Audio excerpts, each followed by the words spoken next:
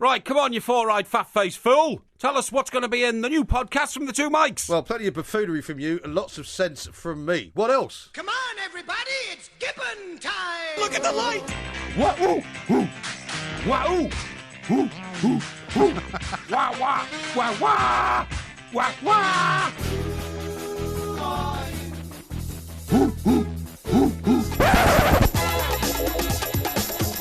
Look into the light, phone home. And what I did was, I hid behind my door. Right. When the cat came close enough, I went... This is Talk Sport Extra Time. I'm Mike Graham, and of course it's a time to say a very, very good morning and a very warm welcome to Mr. Mike Parry. What are you running in and out of the studio for? What's going on? Rabbits. Rabbits? Rabbits. Rabbits? What? Rabbits. Why are you talking about rabbits? Ostriches? Don't you know the old tradition, man? What? The first day of each month, when you wake up, you say rabbits. No, Yes, never you heard do. of it. And it's May the 1st. And What? it's only 2 hours into May the 1st. What on earth are you talking so about? I'm probably the first person in the world Yeah. to greet our millions of listeners with that traditional greeting. Well, that I've never started heard each of it. month. Oh, Traditional come on. where? Of course you have. No, I haven't. It's traditional everywhere. Ever since I was about 3 years of age, my mum has No. always said, No. when you wake up on the first day of each month, you say rabbits. I've never heard of that. Oh, rubbish. I'm You not, must have done. I'm not joking. I want to ask our millions of listeners if they've No, heard of it. I've never heard of it. Well, Maybe it's ask our something to do. listeners. Well, maybe it's something. Well, if you have heard of it, by all means tweet Yes, us and tell us you thank have. you. I've never heard of it. Oh, But come this off no, it. no, because my parents are from Scotland, right? Sometimes It happens in Scotland well, as well. Well, I don't think so. Well, in that case, the Scottish are backwards. Well, I'll And find I out- don't mean you're... sorry, I'm not insulting the Scottish nation. I'm not saying you're backward. I'm saying is... You just that- said Scotland is backwards. No, I Yes, didn't you mean... did. I withdraw that absolutely. What I'm saying is...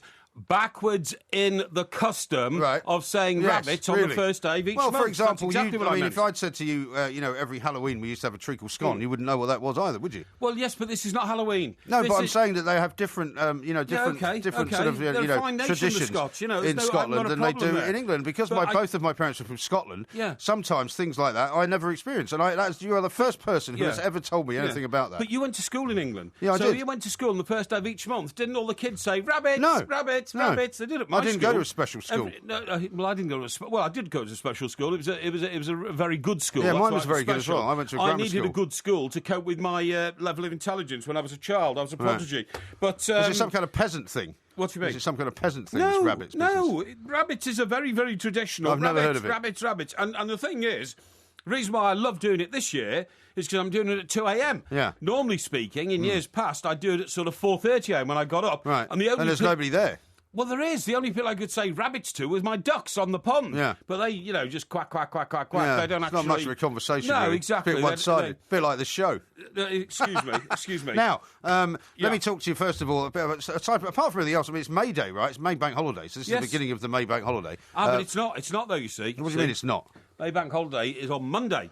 Well, no, it's Maybank holiday weekend. It is, yes. So this is the beginning of it because Yes. technically it's Friday. Yeah, but I want to talk to you about that. For me, It's a very May Day, sinister implication. May Day has the connotation of a day for the workers. It's a day where the trade unions will traditionally go out and have a little bit of a rally of some Yes, kind, yes. a bit of marching here and there. Yes. And it's when you're supposed to sort of do that whole workers of the world unite thing. So Yeah. because I was also brought up as a socialist, as you know. No, communist. Well, my father wasn't far away from that. That's actually. right, exactly. Yeah. He'd like to have worked for the socialist worker, He wouldn't was he was father of the chapel Or the Morning Star. No, I think his main purpose in life was to annoy the management. Yes. He famously once said to them when they troublemaker. co-opted him into this kind of committee that they had Workers' to have council. at top level of Associated Newspapers, and he went in with his rotas for Yeah. in those days people used to hardly do any work at all. That's right. When he used to go work for the Evening News, he used to go into work at 8 o'clock in the morning, and at midday he was out the door on the train down to Richmond to go and play golf. Yes, that's right, yeah. So he did like 4 Yeah. hours a day, Yeah. about 3 days a week, and he gave them the rotas, and they said to him, "Well, we don't really understand these."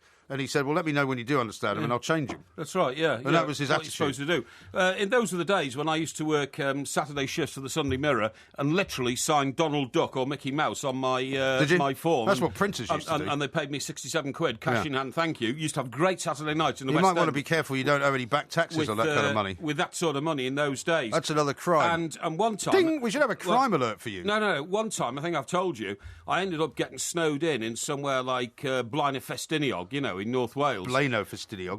Blaenau.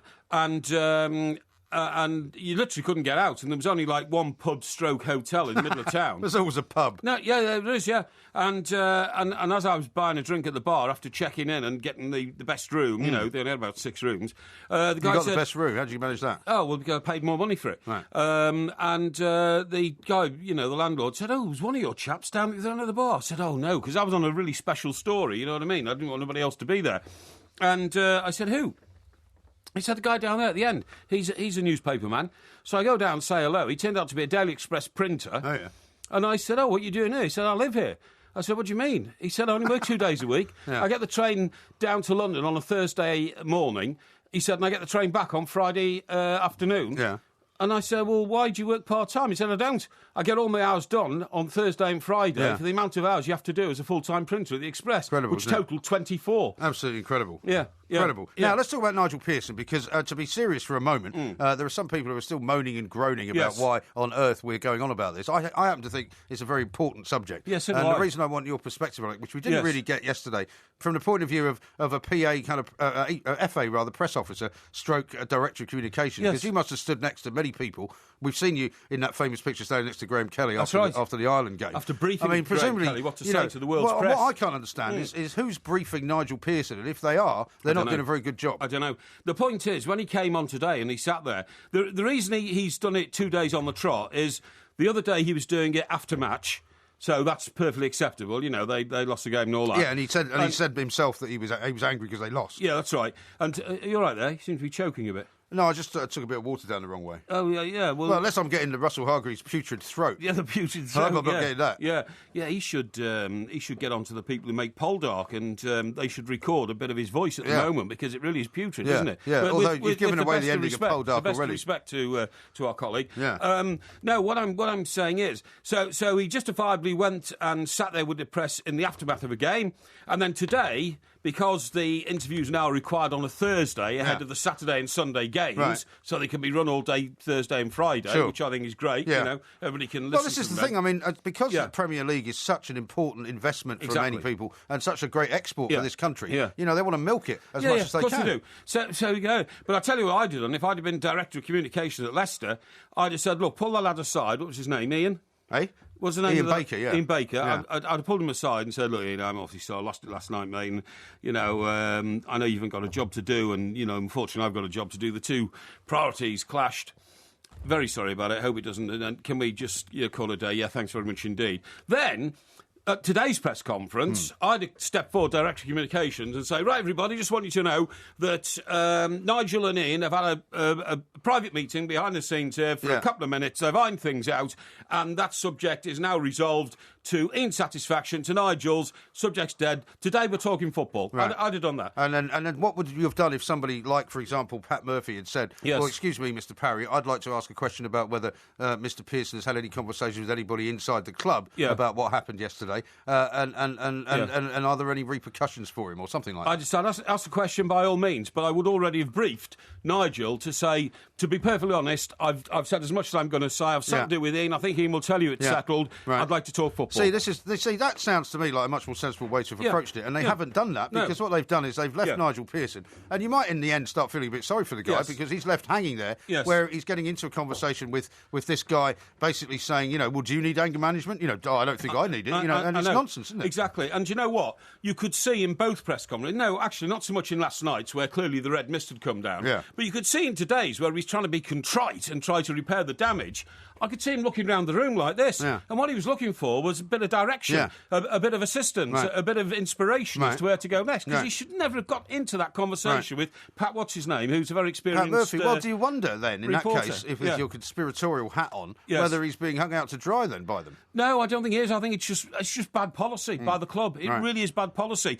Because, I mean, he has jumped around in clubs, hasn't he? I mean, he's been at Leicester before. He's been at Newcastle. He's been at clubs for quite short periods of time. So you do wonder whether, you know, somebody somewhere has said, look, this guy's talking himself out of a job here. Yeah, I mean, the point is, because we are journalists, you can't possibly talk about censorship. I would have said what I've just said to the room full of hacks and say, ask any question you like, but I don't think you'll find Nigel's going to spark on that one today because we put the issue to bed. Yeah. Remember, fellas, you only get a certain amount of time to interview the manager of Leicester City. Right. If you want to talk football with him, he's here now. Talk football with him. Yeah. I'd have done it like that. I think you'd have been invaluable to him. Maybe you should offer your services to him. Maybe. Now, let me read you this from Beck in Manchester, who's texted into 81089. Yeah. You're supposed to say white rabbits on the first day of every month that has a letter R in it, not in May. No, that's rubbish. Utter nonsense. Well, everybody's got a different view, it would seem. Anyway, anyway, listen. But it is a custom, isn't it? Because of your, it is a custom, yeah. But because of your preponderance, and I don't want you to get into trouble here about confessing crimes. We're now going to have a crime alert, right? Okay. So whenever you're about to confess to a crime, you're going to hear this.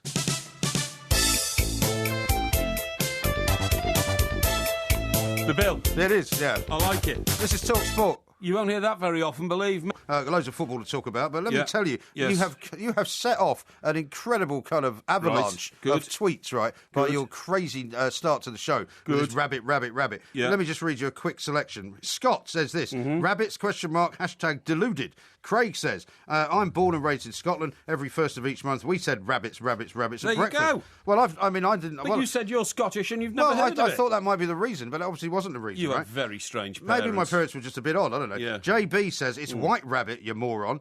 Glenn says, never heard of such a saying. As kids, we would say pinch punch first day of the month.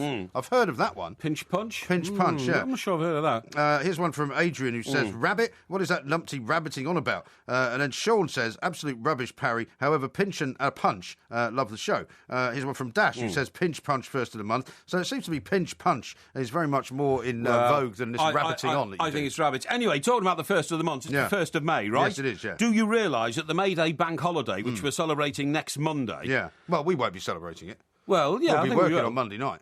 Yeah, well, that doesn't matter. You've got Monday daytime.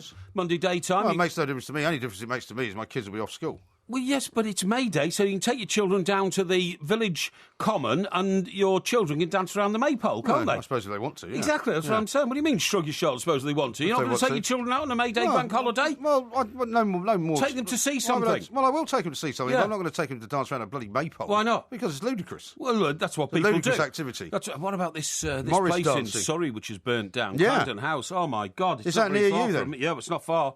It's just down the old A3. Look, I mean, I've only briefly read the first story that came out. And I mean, are they thinking there suspicious circumstances? I've no idea, I don't know. But the whole of the interior of it is burnt to a shell. Horrendous. It's nothing. And, you know, some massively... and it's a National Trust building, National Trust building and some massively important artefacts. And didn't you say a former colleague of ours was appearing as the spokesperson for the National Trust? Nicola Briggs. Don't give her name out. Why not? Because I don't want you to. Doesn't matter. She's been on television speaking on behalf of the National Trust. No, that's not the point. Well, if she's been on television and people have seen her there, why is she such a secret name on this show? Because you might give out some other secret... You see, why are you such a secret squirrel where you don't like people's names being read out? Because it depends on what you say about her. I was going to say about her, she was a very fine colleague, a very good journalist, who went on to great things. Well, I think she became the deputy editor of the Daily Express, didn't she? She might have done, but lots of people did that after... whoever wasn't made redundant became deputy editor of the Daily Express. That's right. Who's in at 9 o'clock today? He can be deputy editor. Yeah, that'll do. But it was a bit like that. No, the only reason I'm cautious about giving out names is because of the way that you willy-nilly then besmirch their characters by telling stories about them falling down drunk or something. Have I besmirched her character? You haven't. It's Not the first at all. time. She was a fine colleague. But I worked with her at other places, like the Press Association. Oh, yeah, right, exactly. She was very good. Now, let me just tell you this. Yeah, go on. Yes, May Day. Now, you realise that was introduced by a man who is suspected to have been... Is he still alive, by the way, Michael Foote? Michael Foote, no. He died, Oh, it's okay. Suspected to have been... What do you mean it's okay? Well, I'm going to say he's suspected to have been slag him off communist informer to Russia, you rubbish. See. He was. That was absolute rubbish. No, he was. He wore a donkey jacket at the Remembrance Service. There you go, then. Remember that? Guilty. Yeah. And... excuse me. And just because he wore a donkey jacket. No, he's part of I this... used to see him walking on Hampstead Heath. That's what I'm saying. I was about to say, he's part of this Hampstead elite of left-wingers. He lived in South Hampstead, actually, or as it's now known, Hampstead Heath. Hampstead Heath, that's right. Who wanted to sort of, after the Second World War, they thought that, Russia had a better future than Britain. So they wanted to destabilise this country and allow the Russian tanks to roll across the plains of Europe I don't think it was quite and end up on the coast of France or something like that. But the point is... He introduced this in 1978, right? Yeah. And I don't know if what people's memories are like, but It must be better than yours. Yeah, well, maybe they are. I don't know, but I've got a very good memory for this. Have you? In those days, May Day was celebrated in Russia with the most massive demonstration. Big military, I was about to say, the most massive demonstration of military power in the world. Yeah. And all these nuclear missiles on the back of lorries were being trundled through Red Square in Russia. Things, yeah. And the Politburo guys would all be on the balcony. All the Politburo guys with grey faces and black hair and stony looks would all be looking down at Russian them. hats. And all the Russian soldiers would be standing up. Giving it the goose step, yeah. you see. Well, that's what they do, yeah. Well, it doesn't work on radio. God, careful, don't fall over, do yourself an injury. And they'd march through Red Square, and the message was, we're coming for you. Because, if you read the writings of the Marx-Leninist philosophy... Oh, yeah. It is Marx and Engels, you mean? And Lenin. Lenin, Marx, Engels. Yeah, OK. All together. Have you read them all, have you? Yes. You read Das Kapital? Yes. Have you? Yes. How many pages has it got? The one I read, 342. You see, this is what you've made your history, your life of, haven't you? Because when you used to say that to people here at TalkSport, they'd go, oh, really? 342 pages, he must know what he's talking about. Yeah. You're talking absolute cobblers. Anyway, carry on. And where's he buried? Who? Karl Marx? Yes. Highgate Cemetery. Exactly, that's right. See? Yeah. So you know what's wrong with that? Well, that's because he lived here. Yes, I know that, yeah. So did Engels. Yes, I know that They as well. They left Russia because they didn't like it. I know that, yeah, I know all this, yeah. It was a putsch. Yeah, it's a putsch, yeah. So anyway, what I'm saying is that the whole message from Red Square, with, as you quite rightly say, the Politburo lined up on the top of the wall there, Red Square, the wall being on the other side, the Kremlin, was to say, we're coming after you, this is the might of the Russian Empire, this is the might I never saw it like that. It is, this is the might of communism, and these missiles and all these soldiers are one day going to be marching into your country and taking over, we're going to rule the world. I think what it was more of a show of... It was a show of strength, absolutely, you're right about that. Yeah. But I think it was more about saying, don't come and mess with us, because this is what we've got. It wasn't so much that, we're coming for you, because they didn't need to come for anybody. They were having enough trouble running what was going on behind the Iron Curtain. They didn't want to increase it. They never, ever tried to move the Iron Curtain from East Berlin anywhere west. World domination was the objective of communism. It was. No, it wasn't. And I tell you what, it still is in the Chinese political agenda. The Chinese have moved further and further away from communism in the last 20 years. They may have moved further away from communism politically. They have moved much, much further into domination around the rest of the world through commercial means. I mean, you know what the influence of China is in Africa? They own it. They run about a dozen African countries. Yeah, they do. Unbelievable. They own all the railway lines. They built all the roads. They built all the infrastructure. But that's just about the minerals. That's nothing to do with communism. That is all about getting the stuff out of the ground so that they can own it all and have all the diamond mines, have all the copper mines and all of that. Even maybe some iron ore. Can I just remind you how the British Empire started? The East India Trading Company. Yeah, based in Hong Kong. No, based in India. And Hong Kong. No, that was the South Sea Bubble Company. No, it wasn't the South Yes, Sea Bubble Company. Yes, it was. I got it all right. Don't worry. I know we can have a quiz on the British Empire if you like. Yeah, of course we can. Yeah. So anyway, what I was saying is, so it was always a communist plot then to, and where Michael Foot and his commissars from Moscow, his what do you call his them? handlers. His handlers. That's right. Were saying to him is, this is a complete fantasy of yours, isn't it? They were saying kind of Thatcherite fantasy. No, I bet you they had a dedicated telephone line. They'd ring him up. Michael, is Boris here? Introduce. We'll call him from Glasgow. Yeah.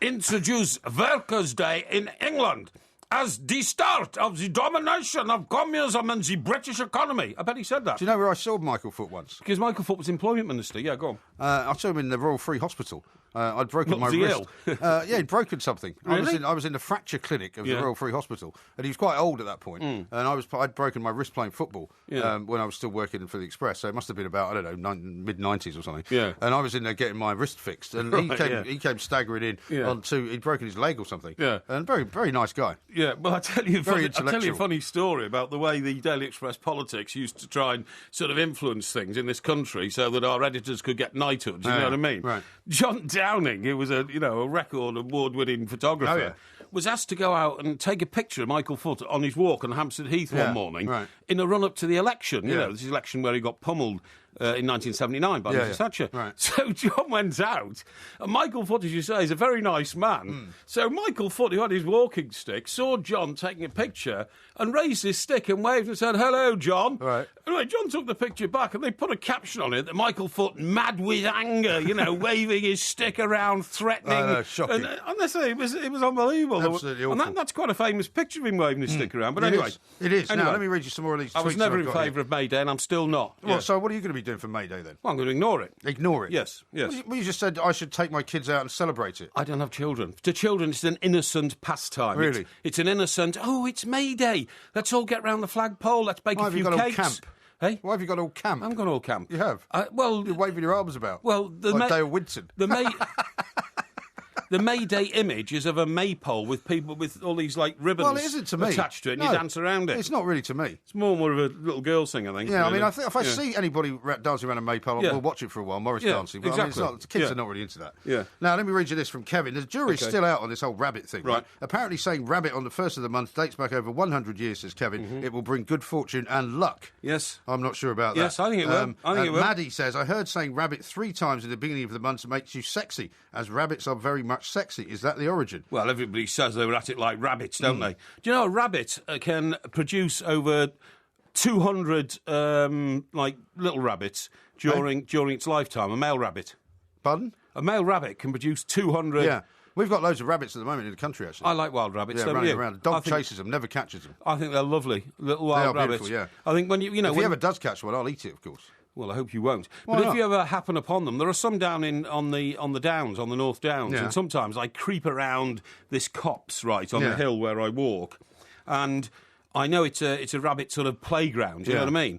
And you see them popping up in little holes. Rabbit warren, even. Yeah, that's right, dancing around and all that. It's lovely. It's lovely to see. Maybe we should play White Rabbit coming up next. Sam says, it's pinch punch first of the month, White Rabbit, not rabbit. If you said White Rabbit, you didn't get punched at boarding school, says Sam. Oh, is that right? Oh, you went to boarding school, didn't you? No, I didn't. No. So, but you went to the equivalent of a boarding school. I went to a public school, direct grammar school. Well, did you ever get punched then for not saying pinch punch? No. I didn't know about the strange pinch punch. thing. I didn't know about Richard the from Perth in Australia says, I've always said white rabbits at the beginning of every month. And David says, school children in Hawaii shout pineapples on the first day of each month. Really? Is that right? Yeah, how strange. Listen, by the way, I was looking up the history of the May Day thing, back to 1978. And guess what else I found out?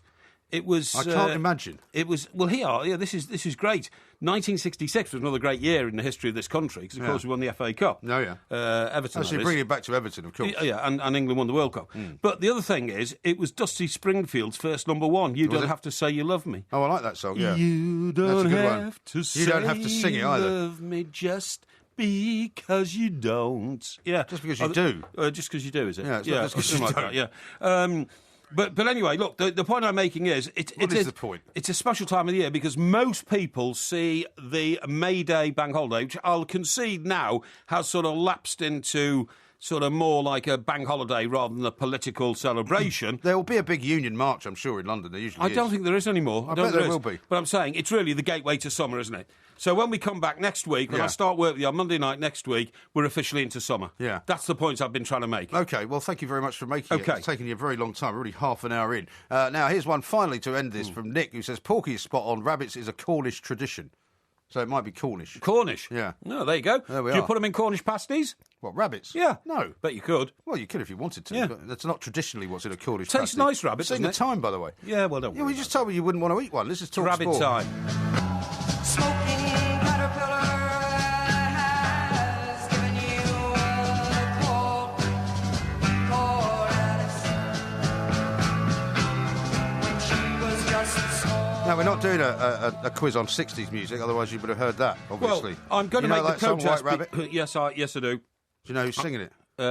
That was Fleetwood Mac. No, it's Jefferson Airplane. Jefferson Airplane, I knew that. Not They're Aeroplane, Airplane. Yeah, very similar groups. Grace Slick. Grace Black, I was going to say. Grace Slick. Grace Slick, yeah. What a funny name, Grace Slick. It makes you think of Maybe from San Francisco. Yeah, it makes you think of a slick of oil, doesn't it? On It was water. all about drugs, that song, you know. Oh, of course it was. I mean, do you know what? Once I remember singing this song, and it was called Golden Brown, you know, and I thought it was a hilarious Stranglers. song. No, Stranglers. And then I read in the John Junior column in the Sunday Express, and it was actually about heroin. It was, yeah. And I had no idea. Really? I was very naive about lyrics in those days, because, of course, that wasn't anything to do with the drug scene. No, of course not. Now, you were something to do with the drink scene, though, so now, we can talk about that. Because listen, I want to tell you about this report. There's a new book out I want to tell you about. A new book? There's a new book out about the Express. Now, I don't know whether you've got your hands on this, because you might be in it, because it's written by a former newspaperman, veteran newspaperman, they're calling him, Robin Esser. Oh, Robin Esser, He's written I know a book very called well. Crusaders in Chains, right? I know. Did you work for him? I worked with Robin, and I'll tell you a great story about it. When I worked on the Express and was a very senior executive, I'd risen to assistant editor news, you know what I mean? Yeah, so it's about number 5 on the paper, isn't it? No. Yeah, it is. No, nearly number 3. No, there were about 4 people ahead of you. Well, anyway, it doesn't matter. The point of the story is... It's very important. I was in charge of the news operation. Yes. And a guy called Alan Frame, a very old friend and colleague... Why are you naming him? Well, because why not? Because it's a true story. Because it depends what you're going to say. And he was... Well, I'll tell you what He's still alive, by the way. Oh, I know he's still alive, yeah, and he's a great guy, and so is Robin Esser. And Alan was a very nice chap, a gentleman, true gentleman, and he was in charge of features. He was assistant editor of features, so we had sort of equal sort of billing. Right. Anyway... He tells me, surreptitiously, come down the pub, I've got something to tell you. I said, oh, right, OK, fine. So we go down the pub, the Poppin' Joe, which is in Fleet Street, we're in the old building. And he took me aside and he said, I'm getting a couple of large gin and tonics. I said, oh, what's that? He said, don't tell anybody. I've just been up to see the chairman. And the chairman was Lord What's-His-Name of somewhere in Yorkshire. And, Stevens, was yeah, it? Lord Stevens, that's right. Yeah, he owned the Yorkshire Post or something. And he bought the Express. And he said, I've been made the editor of the Sunday Express. I said, well, that's fantastic, Alan. He said, no, shh. Not too much, Right. So another. Why on earth did he decide to tell you? Well, he wanted to tell somebody, Yeah, but you'd be the last person to tell. Well, but this is one of these great Fleet Street stories, you see. so we have a few gin and tonics, and oh, fantastic, Several hours pass. It's like when in the movies when they have the clock going that's around. Right, yeah, the clock going around, yeah. Anyway, get back into the newsroom. And the editor has come back into the building. It's about 9 o'clock now. He's been having dinner in the Savoy or something like that. Calls everybody together. I've got an announcement. I want you all to come here. And I said, must be about me, you see. So we'll get together in the newsroom. Everybody, Alan's beaming and I'm patting him on the back and all this. Barely able to stand at this point. Barely able to stand, that kind of stuff. And the editor gets on the chair and says, "There's fantastic news. One of our top men now is, making his way in life and all that. A step up. A big hooray for the new editor of the Sunday Express, Robin Esser." At the last moment, the chairman had decided not to give it to Alan Frame, but didn't bother telling him, and appointed the man who was number 3 on the paper, Robin Esser. You can imagine Alan's Frame. Tremendous. Well, we must get hold of this book. We must try and get hold of this book. Go on, read a bit to us. It may well be that you're in it, because you'll have to, you go and get hold of this book. It's called Crusaders in Chains, right? And he talks about a guy called Derek Marks, who was editor at Express maybe before your time. Legendary. Was he before? He was certainly before my time. He was before my time. But he talks about his incredible ability to drink. I mean, you and I have talked about this, which was still going on when you and I were there. Yeah. But basically, he would begin lunch for 2 with 2 bottles of champagne at El Vino's, which is a wine bar on Fleet Street, of course, that we all used to go to. Still there. 2 dry sherries at the restaurant they favoured, whoever he was with. A bottle of Chablis for the first course at lunch. Then 2 bottles of claret and cognac with coffee. And then after dinner, with wine, of course, Marks would visit the press club where he drank gin sours until midnight. Perhaps not surprisingly, he says, Derek died at the comparatively early age of 54. 54, yeah. I knew he died at 54 because somebody told me he made it to the same age as Vincent Mulcrone. All right. Vincent Mulcrone was a legendary reporter, worked for the Daily Mail. Right. And there's a pub called the Harrow, isn't there, in Fleet Street, but behind Fleet Street. I don't know if it's still there, actually. I don't know if it's still there. It's in that square behind Fleet Street. Yeah. And there's an NCP car park there. But anyway, point of the story is... What is the point of the story? Point of the story is that used to open at 10:30 every morning, especially for people like Vincent Mulcrone, the crime reporter from the Express. Very nice chap. Never did any we don't work. have to name him. Yeah, but anyway, he's probably dead by now. I think he's still there, actually. No, he's not, because they all died at the same. But anyway, they all died in their 50s. Well, how come you've managed to live so long? I don't know. The dodgy heart and all of that drinking they used to do. I don't know, miracle. Because it was literally non-stop. I mean, I remember there was a guy who had to go for a checkup with his doctor for some reason or other. Yeah. And he lied about how much he was having to drink, because obviously that's one of the questions, how much alcohol do you drink? Yeah. And he gave him the figure, I think, for the month, for what he had every day. Yeah. And the doctor said, well, I really think you should cut back a bit, because that's absolutely ridiculous. If you drink that much every month for the rest of your life, you won't be living very long. Yeah. And he was drinking that much every day. Yes, that's right. Yeah, extraordinary. Yeah. Oh yeah, no, they would do that. But what happened was all these guys used to get in what was called morning prayers at 10:30, and they all used to have a glass of champagne and a glass of water. The water was to clear the system from last night's excesses. The champagne, if it would, yeah. The champagne was to kickstart today's excesses. Yeah. You know what I mean? That's the way I always used to do it. But as a result of this fantastic culture of sort of all-day drinking and, starting at 10:30 in the morning, these guys all died in their mid-50s, and the Daily Express Pension Fund became one of the richest pension funds in the world because nobody ever lived long enough to cash it in. Nobody lived long enough to take any money out of it, you know what I mean? Right. Because they were all, like, dropping like flies through alcoholic consumption. But I'm going to get that book, and if I'm in it and they've said anything wrong about me, believe me, my lawyers are watching. Well, you might say that. James says this at the Two Mites. It's unbelievable the amount of name-dropping Porky does. I bet it was a real grass on Fleet Street, is what he says. I wasn't. And Stephen says, I think a male rabbit can produce as many as it wants, talking about, progeny. Yeah. The female, however, may be more restricted, he says. Well. Now, a couple of other things from this. Mark from Bristol says, can you tell that idiot Parry that the words to Dusty Springfield's song are, you don't have to say you love me, just be close at hand? No, it's not. Well, that's what he reckons. Not the nonsense he was singing. Even you thought it was you. Well, it wasn't just because you don't. Because you do. It wasn't just because you don't. That's true. I think it's because you don't. Because wasn't that song a lament about the fact that I love you, darling, but you don't love me? I'm sure it was. Well, I never really studied Dusty Springfield to any great extent. I did.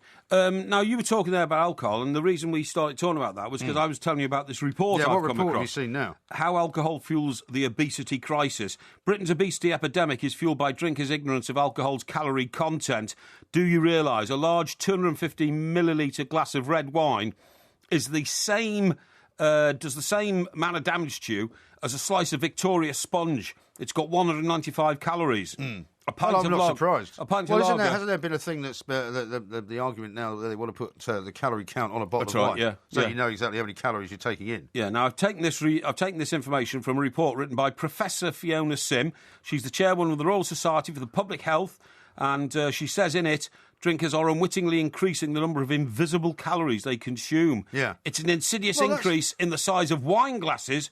Drinkers were getting fatter and more unhealthy. Yeah, well, I think there's no surprise about that. I think the size of wine glasses when you go out to drink in wine glasses is nonsensical. Because also, I mean, I'm a great fan of large wine glasses. I've got very large wine glasses at home because it lets the wine breathe. Yeah, so have I. But what you don't, but in your case, you fill it up. Yeah. Right? You're not supposed to fill it up. You fill the glass about a third full. I get irritated. And you let the wine kind of swill around and you let it breathe. I get blinking irritated in restaurants where I go for a formal dinner or something like that. Yeah. The guy leans over. Did you see the Oxo Tower tweeted today to you, by the way? Did they? Yeah. What did they say? Because somebody tweeted, I hope they serve. Oh, that's right. Yeah. I hope they serve fish fingers at the Oxo Tower. That's right. I did see that. Yeah, that's very nice. And the Oxo tweeted back saying, actually, unfortunately, we don't, but we do a very nice turbo or something. That's right, something like that. Well, yes, I'll be dining there in a couple of weeks' time. Got it all sorted, Have you? Been invited along. Yeah. Now, invited along by who?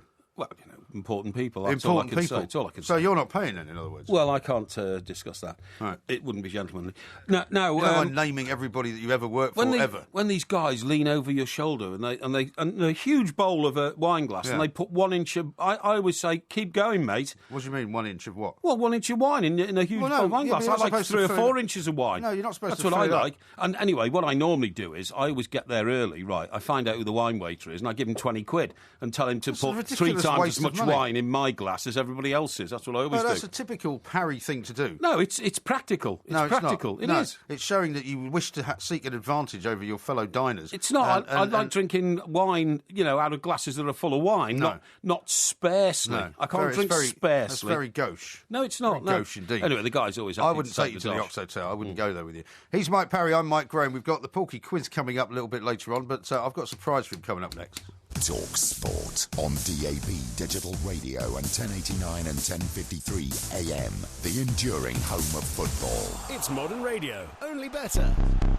Talk Sport. I've got a bit of a surprise for you, right? Because you know how you were creeping around my desk last week, and when the quiz was on, you're trying to seek some kind of advantage by trying to see where the quiz answers were. No, I didn't. You still haven't really properly explained that. However, today I thought I'd just play a trick back on you, and when you went outside at one point or other to get something from your car, I just went through your papers, right? Well, that's outrageous. That's outrageous. I went through your papers, and guess what I found? What? I found a cutting from one of your local rags that you like to cut little. I mean, you're the only person I know that makes makes little cuttings of, you can hear me rustling in here, right? Hang on. And it's an advert. It's an advert, and it says disco parties for the over 30s, 40s, and 50s. What Top are you DJs, talking great about? music, 80s to date, friendly, popular, and fun. Meet new people, make new friends. Are you mad? Are you planning on going to one of these? Where is this? It's down your neck of the woods. It's in Bridge House Hotel in Reigate, top of Reigate Hill. What? Or there's another one at the fabulously named North Cheam Sports and Social Club. Oh, dear me. That's nothing to do with me. How dare you? That's Friday the 5th of May. You've at the planted Bridge House. that. No, I haven't. You've planted it. Why did you have it in amongst all your... It wasn't amongst my papers. Yeah, it Look, was. look. Where would I get it from? This is a local paper rag advert. First of all, I'll send out a picture of it. I'll show everybody what it says. I absolutely vehemently object to you calling any local newspapers rags. Well, it is a rag, isn't it? It's a local rag. How dare you? Those newspapers, which are normally free sheets these days, are staffed by young, ambitious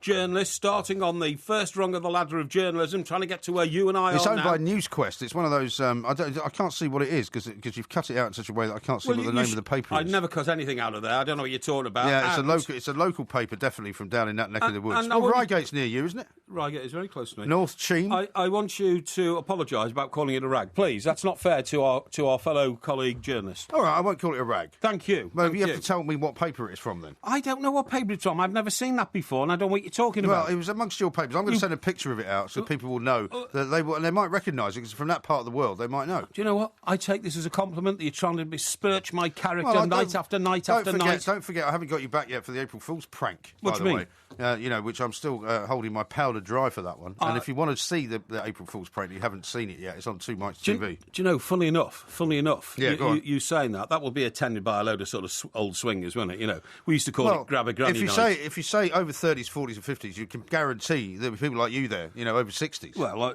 don't be ridiculous. When I get to over 60, mate, I won't be doing that sort of thing. What I was going to say is, part of this report that I've been reading about the alcohol, is that by a margin, the biggest increase in problem drinkers is amongst the elderly, who now are... Well, it's amongst the over 50s, I suppose they would say. No, right? over 60s, right. Because you know why? Those were the people who were able to buy housing very cheap. We've talked about this before, who now are sitting on a gold mine of housing. Yeah. And what they're doing is they're going around selling £100,000 worth of their house a year. Yeah. What's it called? It's called... it's like remortgaging and stuff, remortgaging right? and what or do they... taking out a home equity loan or something like that. Home equity loan, 50 grand a year or something like that. They can spend £1,000 a week and they're spending it on booze. Yeah. Ageing baby boomers. But also it's a cultural thing, isn't it? I mean, like reading about some of these guys in this Robin Esser book and the people that we've known over time. Yes. And you've said this before, I think studies have shown that younger people are not drinking as much as they used to. It does. I can't believe it. When I was young, all I wanted to do was get bladdered on a daily basis. Well, because nothing's changed, has it? It felt good. Oh, of course it's changed. You'll be getting bladdered over the weekend. Let me just... No. Yes, you will. No, I won't. Well, why would you deny it? I mean, there's nothing wrong with it. No, I'm going to have a... What are you doing this weekend? I'll be having a bank holiday family get-together on Sunday down in Bournemouth. Oh, Bournemouth. Oh, yes. Oh, by me. There should be a Bournemouth alert as well, actually. So whenever you get anywhere near Bournemouth, there should be a load of lights that come up. Yeah, well, whatever. Because there's a lot of Bournemouth fans who are going to be interested. But this says, ageing baby boomers threaten to overwhelm the NHS. Rising rates of not only alcoholism, but drug abuse. Now, it says that GPs now to be trained to spot the signs of drink abuse in the elderly. It goes on to say that it stretches to those who are now aged over 80. Over 80? Over 80. Well, why does anybody care how much they drink? I mean, if you drink that much exactly. when you're over 80, why shouldn't you be allowed to? Don't know. I think you should. If I got to 80 and I still had a taste for a drink, I'd happily drink myself to death. Yeah. With a lot of people would be happy if you did that. No. You see, you turn everything into vehemently nasty interpretations, don't you? No, I'm just trying to see if Bournemouth are playing at home this weekend. They're playing... They're not. They're playing Charlton, aren't they? That's right. No, they're away. They're in London. So you're lucky. Because if you'd been going down to Bournemouth and there was a home game going on, there'd be a lot of pressure for you to start parachuting into the stadium. No, I think... Have you made a decision yet on that? Well, I'm going to talk to my advisors over the weekend in Bournemouth and see what can be done. Because, I mean, we're having quite a busy summer, you and I, in various different places with shows going on. A lot of weekends are already accounted for. They are, you're right, if you're going to decide, you need to coordinate it properly, because you can't just do it, sneak off and do it without anybody knowing. Because we're going to have to film it and everything. Yes. Put it on Two Mics TV. Yes, I know. At the very least. Got to get all this arranged. And our new website, which is going to be launched shortly. Our new website will be launched to coincide probably with the announcement of our latest show booking, which is in the northeast of England. We can't say too much at the moment. Can't say too much at the moment, but we will tell you all about it during or after the bank holiday. The other thing I was going to say was that I will happily do the zip wire. That's not a problem at all. Because I fall within the weight and height category. Are you sure? People. Oh, definitely, yeah. Because somebody tweeted that as well the other day, saying that these are the restrictions. You might not qualify. No, that's rubbish. Right. But I don't see that as a big enough challenge. You've said that? Yeah, just hanging onto a wire and going well, down yeah, from but top it's quite to hard to bottom. hang onto a wire because you might have to let go of it because your grip might not be sufficient. No. My grip would be perfectly sufficient. Don't worry about that. So I am trying to do something. I see pictures all the time now of Hillary Clinton on the campaign trail.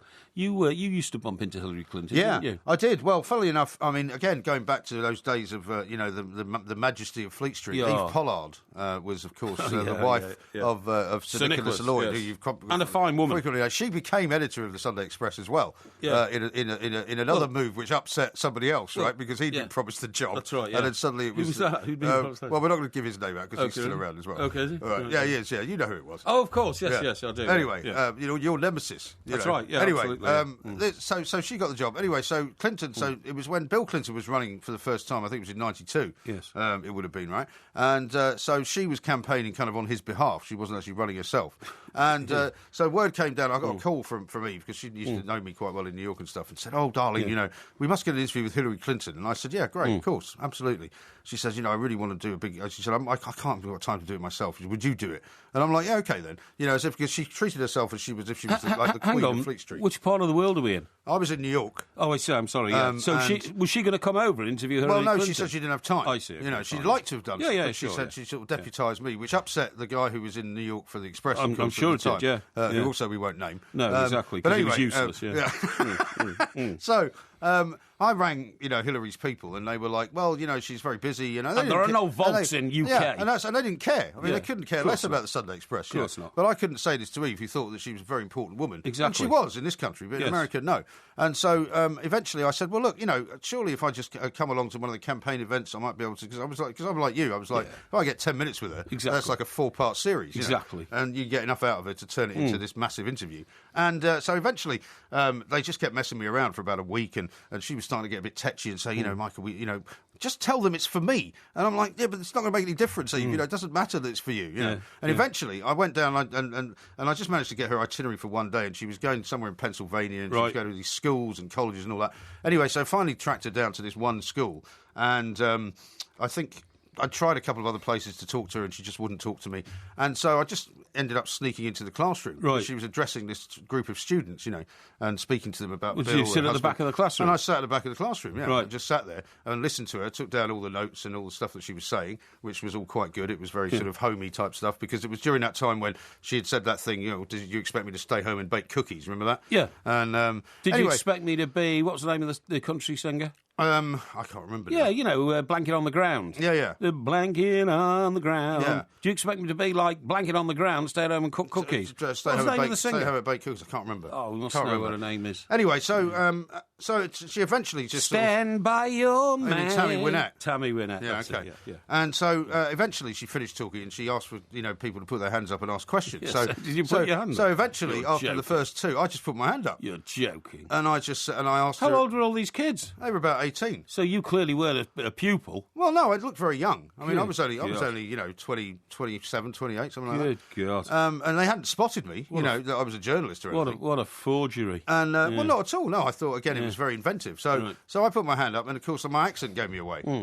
And she went, "You're not really a student here, are you?" And I went, "No." I said, "I'm a journalist. I've been trying to get an interview with you for about a week, and your people keep telling me that you can't talk to me."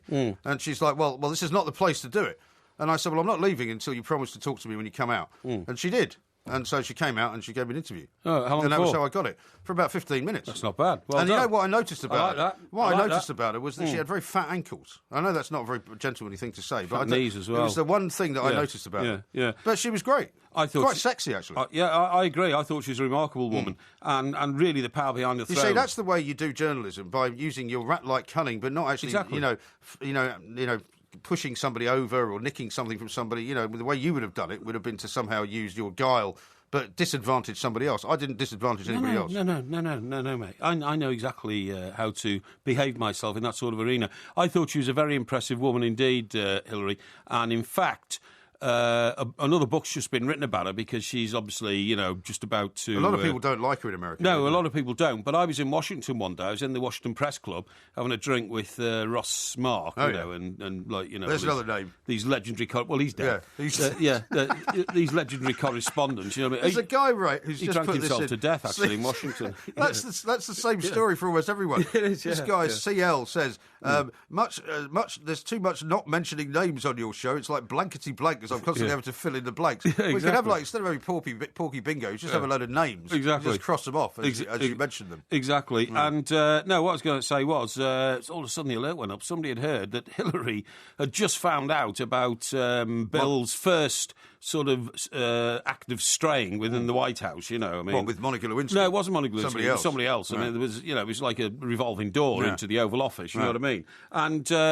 And she'd hurled an ashtray at him, right. But the ashtray was, from the times of Abraham Lincoln or something. It was a big glass ashtray. Yeah. It once held the cigar smoke of somebody like, the third president of the United States, John Adams, or something like that. Right. In fact, no, it was Jefferson, right? Because Clinton's middle name was Jefferson, That's right, William Jefferson Clinton, yeah. and she heard the ashtray bang, smashed on the wall. It's like in this country hurling, Queen Victoria's crown or something. Or striking paint over one of the portraits in number 10. I know. Fascinating couple. I don't think she's going to win, though. I mean, I have no idea whether she is, but I just get the sense that there's a lot of people in America who are not ready for her as a woman to be president, but also an awful lot of people who just don't even like her. There's too many scandals breaking around her. I mean, when she was Secretary of State, don't want to get all technical here, folks, but this is just something to relate. So for 4 years, she's Secretary of State, flying around the world on Air Force 2, which is makes her a pretty important woman in person.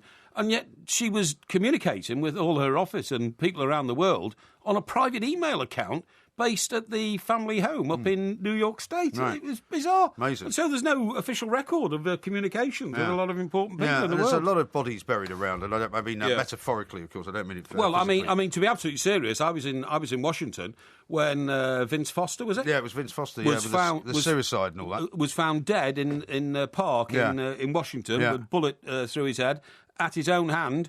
And there have been massive rumours ever since, never substantiated. It was like the sort of American version of David Kelly, wasn't it? Yeah, exactly. But never put away that Hillary and this David Forster had become very friendly within the White House, because he, in fact, came to the White House from Little Rock, which is the capital of Arkansas, and worked in the Rose Law Firm, the same one as Hillary. I know. So they were very close. Yeah, I know. Amazing stuff. A lot of scandal. Andrew has tweeted at the two mics, I'm stuck on the M6 because of a police incident. Thank God for old MG and Porky to keep me going. Absolutely. And Ian gives me a very good tip, and I'm going to do this before the quiz coming up in the next hour.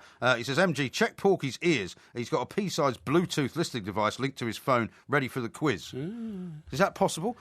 Anything's possible. I think anything's possible with you because you're such an underhand character. I'm not. That basically you could be doing anything like that. No. Now, your friend Liz has been posting a series of very disturbing photographs of me and you in rather sort of what you might call compromising positions. Would you qualify that, please? You and I have never had the picture taken of ourselves in a compromising position. Well, I mean, she's photoshopping them, obviously. Well, we don't you're know talking who she about with a is. cigarette in my hand, which was photoshopped into my hand for the purpose of that picture. Well, no, it's not that. You're in bed with her, actually. Oh, rubbish. That's what it says. On DAB Digital Radio and 1089 and 1053 AM. A terrific performance. Turn of pace and eye for goal. Shout about it. Talk Sport.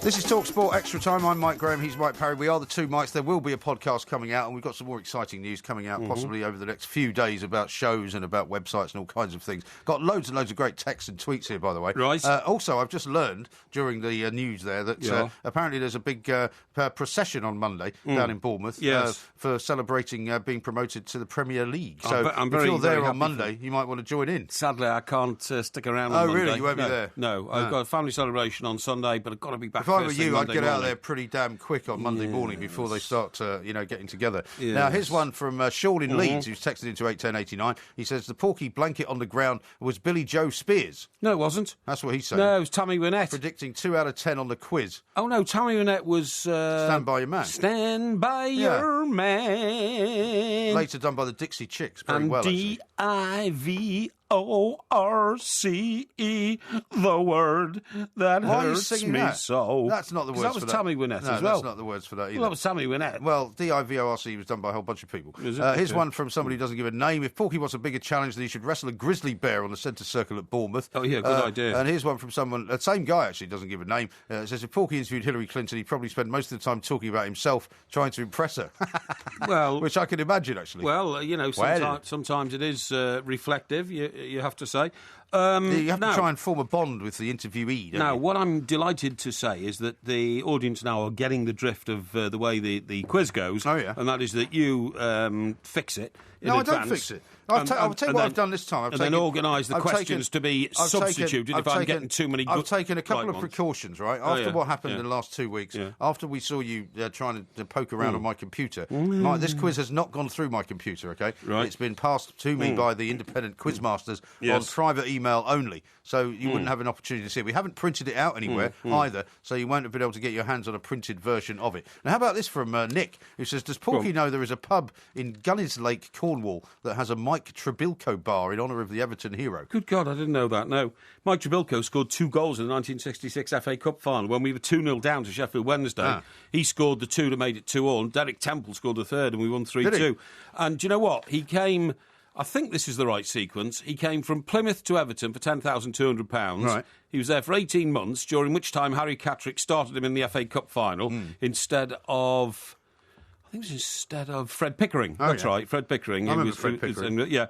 And he scored the 2 goals. I think he never played for Everton again, and he went back to the South Coast to Portsmouth, I think. Did he? He either came from Plymouth and went back to Portsmouth, or I think it was from Plymouth to Everton and then back to Portsmouth, and that was the thing he did. But he'll go down as folklore with Everton history. Look, there's some really nice tweets here, because what I'm saying, I've just said to you, they're getting the drift of it now.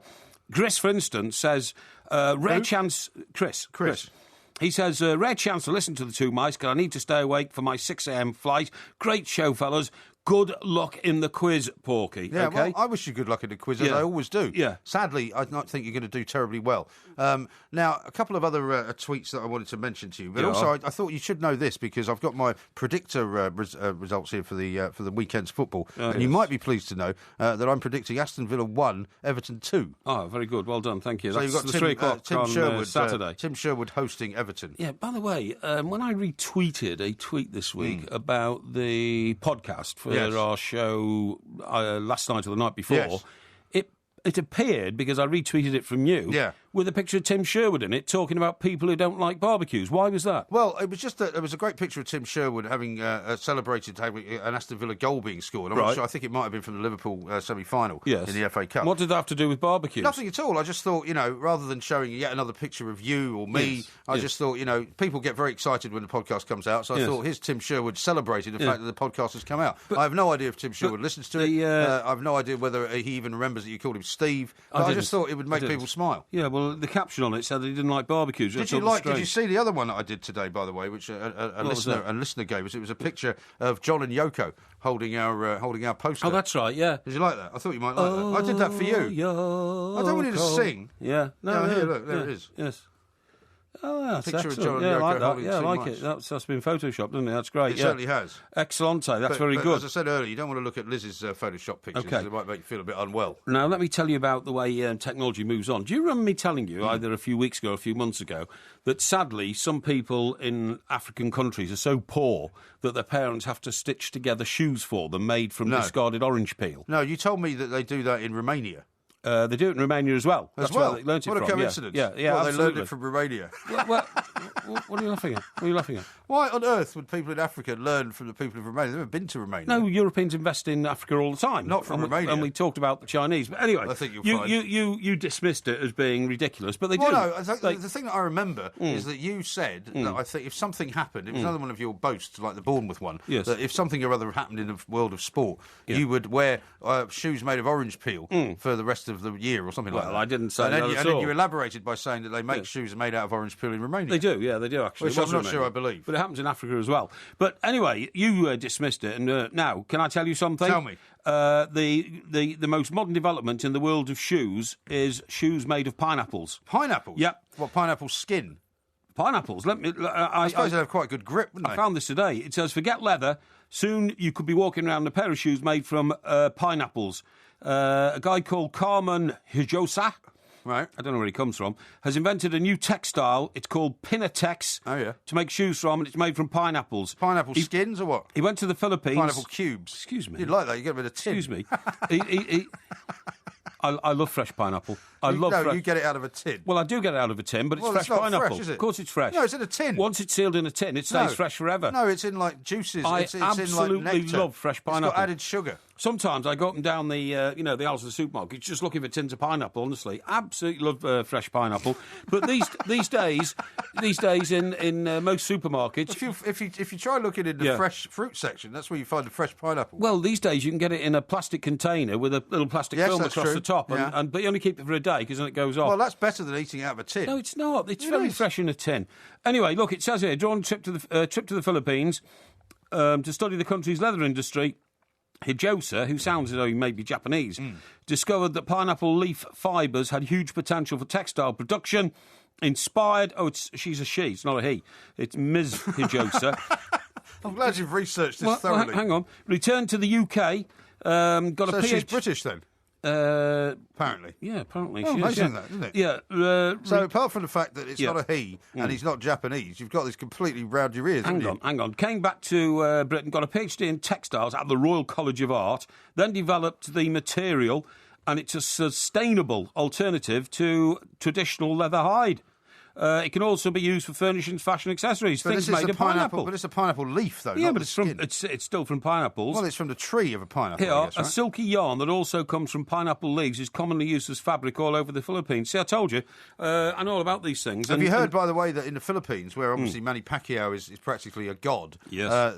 In some of the remote islands, they've been told not to boil any kettles during the fight because it will cut off all the electricity to all the people that are watching it. Oh, on the tellies, you mean? Yeah. I know. 15,000 of them, I think. Apparently, they only get just about 8 hours a day, don't they? Something they like have that, to store it. Are you going to watch the fight? I think I am, yeah. Yeah, I think I am. I've got to go through quite a torturous process of ordering it, and I'm going to leave that to somebody else to do. So hopefully they won't mess it up, because there's nothing worse than waking up at 4 a.m. Good. And basically trying to switch on what it is that you think you've paid for, and it's not there. No, I totally agree with you. Do you know?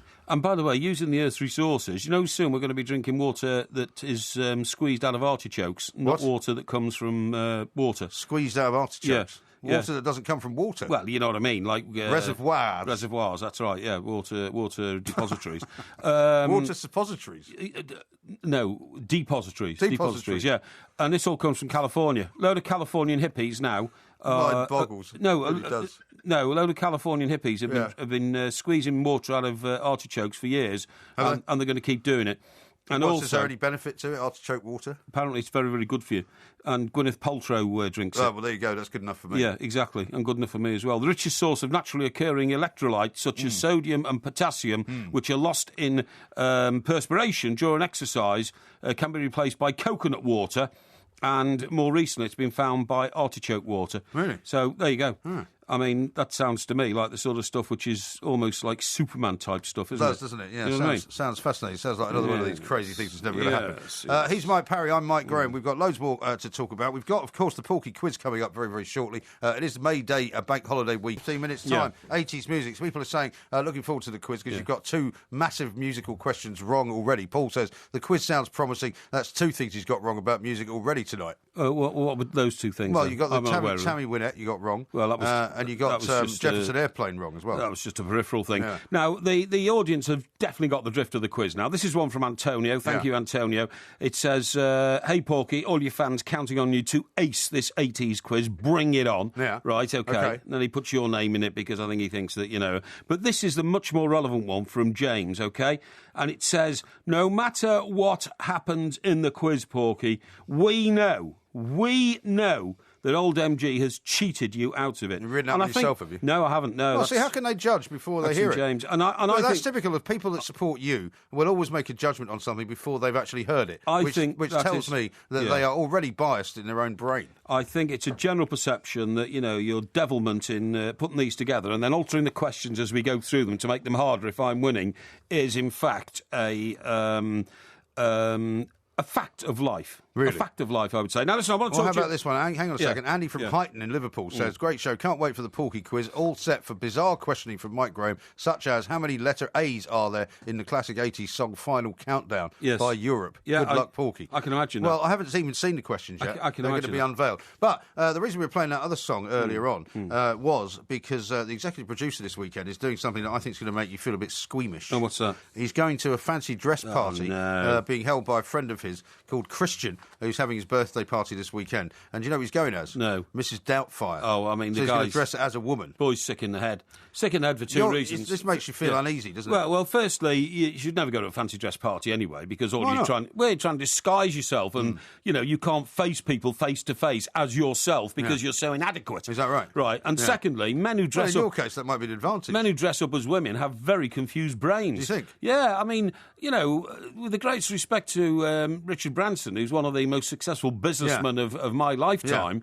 he seems to have a propensity to dress up as women a lot. What about Eddie Izzard? He quite likes it. What about Eddie Izzard? Well, he's a transsexual, so... No, he's not. Yes, he is. He's a transvestite. Transvestite, that's what I meant. Not the same thing. Same sort of thing. No. And so he has... He says he just likes women's clothes. Yeah, that's right. Well, that's up to him. That's he's fine. He's a very funny man. That's fine. That's not a problem at all. And he runs, by the way. Didn't he run 25 marathons in 25 days or something? He did, which was incredible. Most remarkable, 26, man. I think it was. Most remarkable. But I So you've never, ever been to a fancy dress party in your life? No. Really? Well, yes. I met my first wife at, my only wife actually, at a fancy dress party. Really? I was dressed as a guy from the 20s. I mean, was not this a in flapper. Bath? It was in Bath. We were at university together. Yeah. So I don't know where I'd got it, but a blue and white striped sort of seersucker jacket, a straw boater. What were you supposed to be? I was like somebody from the 20s. Whatever the male version of a flapper is. What was the male version of a flapper? Oh, I don't know. I can't remember.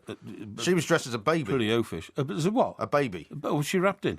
What do you mean, what she wrapped in? Did she have a nappy on or something? Well, I don't think she had a nappy on, but she was kind of dressed as a baby. What, like sort of a Shirley Temple type character? Kind of, yeah. I did actually. That perverted? I did actually go to a fancy dress party when I was about 13. Really? And it was my mate's sister's 21st birthday party. And that was fancy dress, but it was in a village hall. Right. I mean, it was dreadful. A village hall run by the local council, made of corrugated iron. So and even all at that. 13, you were judgmental? Oh, absolutely. And me and my mate decided to go because I tell you what the great film was at the time. Yeah. It was The Good, the Bad, the Ugly. Yeah. With Lee Clintwood. With Lee Clintwood? Yeah, that's right, with Clint Eastwood. And so we went as a couple of men with no names. So, what are you laughing at? What's the problem? So how did you dress then? Well, what did you have that? I think it was later one of his films where he had that sort of big iron plate that he wore, so that when people shot him, it was like a bulletproof plate. No, you idiot. What was that movie then? Well, I don't know. Yeah, it was one of the Clint Eastwood films where he had this plate and he wore it under his shawl. He always had a shawl, right? And he always had the cigar. No, it wasn't a shawl, it was a poncho. Well, a poncho then, So we got a couple of ponchos. Where did you get those from? Well, Chester. A couple of old blankets. Right. A couple of old blankets, cut a hole in them, put them over her head, that's a poncho. You must have a picture of it. Cowboy hat. I'd love to see a picture of it. Little cigar in the mouth. Right. In fact, I stuck mine onto my mouth because it kept falling out. Right. And then I couldn't get it off after because somebody stuck it on with super glue, seriously. And it stayed on for about a few days because I couldn't get it off. And cowboy boots, and a holster with a gun and all that kind of stuff. Yeah, we had a cowboy hat. Yeah. Cowboy hat on, all that kind of stuff. But that was all a disguise to make us look older. We put false moustaches on so that we could go and raid the old punch bowl without people saying you're not old enough to drink. So once again, it was driven by the need for alcohol. It was driven by the insatiable ideal of getting completely bladdered for free because, we had the best of both worlds. We were young enough not to be expected to contribute to the funding of the party, but then tried to look old enough to actually go and... Well, wasn't it a party for 13-year-olds? Oh, no. It was a 21st birthday party. Oh, I thought you said you were 13. Yeah, I was, but it was his... You went to a 21st birthday party when you were 13? Yes. Why? Because it was my mate's sister's 21st birthday party. I explained that to you thickhead, but you weren't listening. And so we were probably the youngest people there. We're trying to look older, you know what I mean? Did nobody suss you out then? Trying to impress all these sort of 19-year-old girls. Well, that must be ridiculous. You must have been tiny. No, I wasn't. No. Well, you were hardly tall for your age, were you? No. I was. Don't worry, I was robust of physique. They must have loved the thing sticking to your lip as well. Yeah, well, that was a bit of a nuisance, particularly trying to get a executive glass producer, of punch does into this your all mouth. the time, and there's pictures of him actually done up as in your outfit that was Porky Parry. Do you remember Well, Padre Parry, he used to do. Padre Parry, yeah. He once nicked that from inside the office and wore that. Really? Yeah. I don't mind. I've got another one at home, which is a proper one. Do you think Padre Parry will ever come back? Oh, definitely. Really? There's we had an offer to do a bit of a sketch with him, so that Really? may well come back indeed. Right. Listen, what I need to tell you is, you know where you live now? Now, you used to live somewhere else, and then the lease ran out, so you moved. Is that right? Or something Where? like that? What do you mean? Well, you used to live in some other house down in Kent. Yeah. Or I just wanted Sussex. to move to a bigger place. You moved to a bigger place, right. Now then, you know your dog... It was largely driven by where the school was, actually. It was a better school. Okay, now you know your dog. Yeah, I do know my dog, and No, he knows me. You didn't have the dog in the old house, did you? No. Right. Because the old house wouldn't have been a good house for the dog. Now, I was about to say this to you. You will never be able to move house again whilst that dog is your pet. I would agree with that. Why? Because we have an immense garden, which is fantastic for the dog to run around in, surrounded by fields, right? It's on a private road, so there's no cars going up and down. And it's a big house as well, so there's enough room for him to have his own little room. Right. So you're absolutely right. I would never think of moving But it there's at all. another reason for it, because I've been studying this and researching Yeah. it, because I one of the... Because you care a lot about my dog, don't you? Yeah, I do. Even though you've never met him. Well, one of the charitable works I do is for animal welfare. Do you fancy looking after him, by the way, this time when I go on holiday? Well, I wouldn't mind, except I don't know where I'd put him. What do you mean, don't know where you put him? Well, You've got houses all over the country. He couldn't live in my Why not? roof. You put him on my the roof garden. He'd love it. No, he couldn't. No, he Why couldn't. not? Well, he's outside, isn't he? And I haven't got a kennel. Well, I'll give you a kennel for him. I could buy a little kennel, I suppose. You'd have to buy a big kennel. Okay. Now, what I was going to say is that there is evidence that when you move house, if you move your dog into a new environment, the dog goes mad and dies within a year. Rubbish. There is evidence of it. Absolute rubbish. You cannot move with a dog. A dog will not adapt to a new environment. That is absolutely not no, true. No, it's Anybody not. who's ever had a dog will No, tell you that's not no, true. it's not. not. I would say that if you move your dog into a place which is much less accommodating for the dog, then obviously it might have an effect on him, but it would not mean that he would suddenly become terribly depressed and die. No, recent research... You know nothing about dogs. Hang on. I know everything about dogs. Recent research conducted by Dogs Trust, UK's largest dog welfare charity, shows 46% of owners confessed they don't update their dog's microchips. Another 15% admitting forgetting. 9% said it was too expensive, and 3% thought they updated automatically, right? Yeah. So that's all the practical difficulties of moving home with a dog. But the psychological difficulties from other research that I've investigated show that your dog becomes completely confused, completely disorientated. Well, I think it depends on the circumstances. Completely sad and morose because the dog has bonded with its previous home in a way that humans don't. Yeah. You know, well, there may be some truth to that. It's made little scratches on the wall, which it hasn't made any scratches on the wall. It has. It makes scratches. No, you can't see them, but it makes scratches on the wall, which say basically, you know, it's like cavemen painting... cavemen? Yeah, things inside caves. No, that's what it is. The dog is saying, this is my home, and so he gets his little paws and he goes... It's got very big paws, actually. Like this, you know. Yeah. And maybe you'd like to come down and see if you can read any of the hieroglyphics, don't be the dog ridiculous. hieroglyphics on the wall. And what I'm saying is... What are you saying? What I'm saying is that dogs have... their brains are like cameras through their eyes. They're very small, actually, their brains. Yeah, I know that. That's what I'm saying. So the images that go through their eyes into the brain, its small brain, stay there forever. Yeah. And if you went to a new house, when the dog walked in, the dog wouldn't be seeing its new home, be seeing its old home. Well, and therefore it would walk into furniture and all this kind of stuff. How do you explain then when he goes to anybody else's home? Yeah. And for example, the last time we went on holiday, and he went and stayed with some friends of ours, right? Yes. And he got very, very cosy there, and he loved it, and he really enjoyed the whole 2-week stay that he had. Because he knows he's going back to his home. He didn't know that. Yes, he does. No, dogs don't know that. Of course they do. No. Of course they do. Not true. Dogs are not, generally speaking, being abandoned by one human to another. I mean, dogs are abandoned if they're left in the street or cruelly... But they don't necessiterally know that you're ever coming back. They don't something. necessarily know you're ever coming back. Yes, they do. Not they true. Do. No, Although I will tell you a story about the cat. We had a cat when I was married, and when we moved from New York back to London, and we brought the cat back... Did it swim the Atlantic? No, it didn't swim the Atlantic. We put it on a plane, funnily enough. Right, okay. But it had to go, as a cat, obviously. We couldn't carry it onto the plane. Yeah. And he had to go into quarantine for 6 months. Yeah. And we used to go and visit him down in Dover, which is where he was being kept. You're not interested. I can see. Yes, Look at you rubbing your eyes. I'm not. You couldn't care less about animals. Of course You're a complete fraud. Come on, what happened to the cat? You don't care what happened to the cat. Of course I do. I mean, you knew me in New York. Did you ever meet the cat there? No, you never met the cat. Not to my knowledge. No, you never saw it, did you? Well, you were too busy getting your head stuck into the fridge where the wine was. I don't know where you kept it, man. The cat was in the house. I never saw it. Well, your cat lived with us for the whole time we were in New York. I think you're making this up. No, I don't remember a cat in New York. The cat just didn't enjoy being in quarantine for 6 months. Right. And he didn't really live very long once we got him out of quarantine. Well, there you go. I told you. Well, that's a cat, though. Yeah, but it works the same with dogs, believe me. And he'd never been outside either. Eh? He'd never been outside.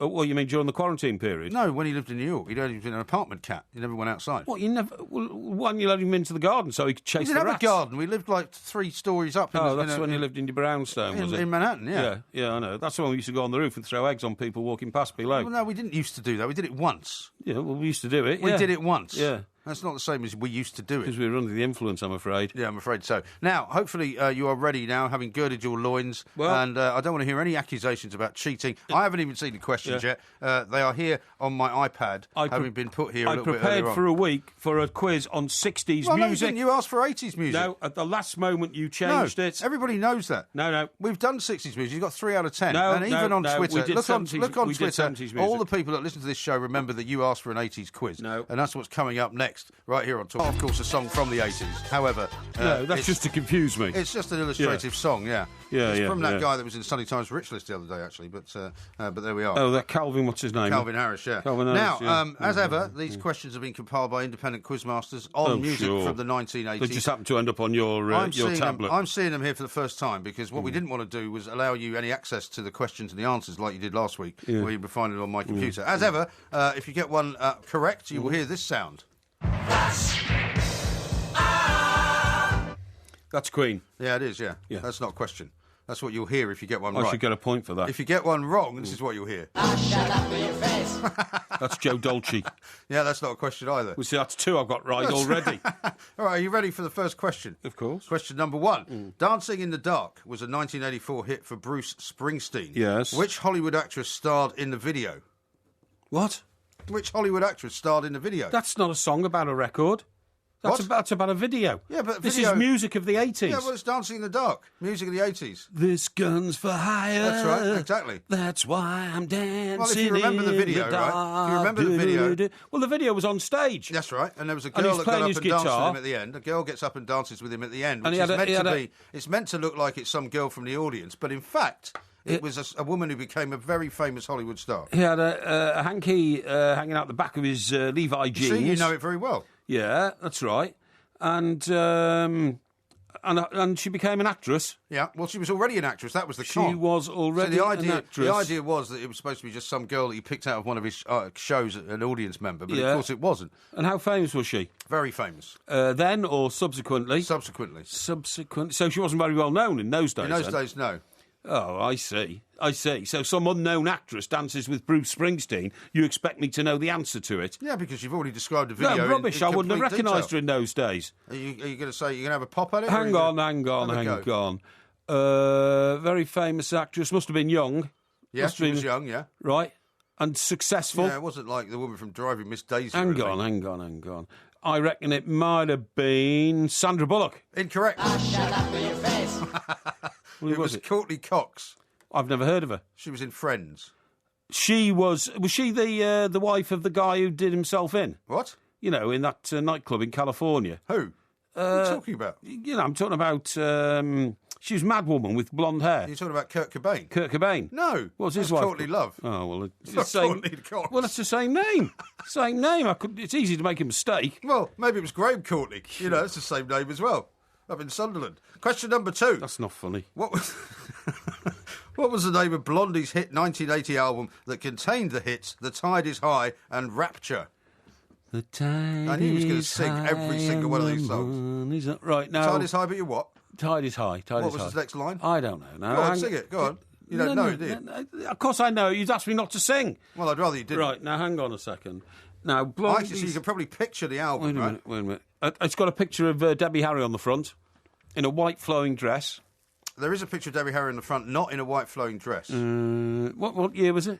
1980. See, that's only just the 80s. That's not really the 80s, well, 1980 is not the 80s. Well, what is it, the 70s? Well, I mean, the 80s is kind of like my when does era. the 80s begin? About 82 for me, 83, something like that. till about 87, 88. You didn't make that specific. I'd like a quiz on the 80s it was called, from 82 to 88. Hang on. I think it was called... Now, this is Debbie Henry. I reckon it was called Blondie. Incorrect. Shut up with your face. And the one you're thinking of, right, is the one that's got black and white stripes on it, isn't it?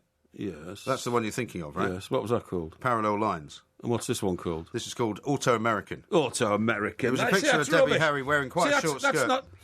That is not a question about song. It's a question about album covers. Ludicrous. Well, it's music of the 80s. Ludicrous. That's the quiz. No, come on. Question number 3. We have to go quickly here. Who headlined Glastonbury in 1986? Glastonbury 1986. There's a choice of bands, and I'll give you a point if you get any of them.